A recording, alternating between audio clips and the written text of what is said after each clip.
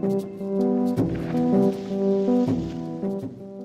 make a long story short, I met my first influential and most influential colleagues and friends per back. When I was at the time in Syracuse, I brought to Brookhaven National Lab, where he has his lab, theoretical physics, my questions, and I give a seminar, and then at the end of my seminar, which was dealing with this fragmentation of spiral waves in the heart, he cornered me and says, Dante, how memory works? And I said, well, what?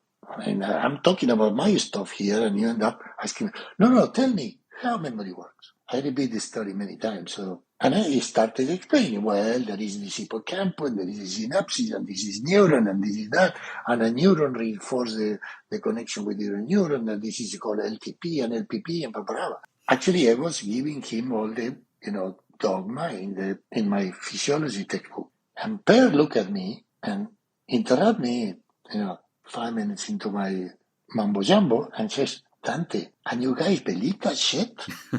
And I realized at that moment that indeed I was repeating something which nobody can believe that thing.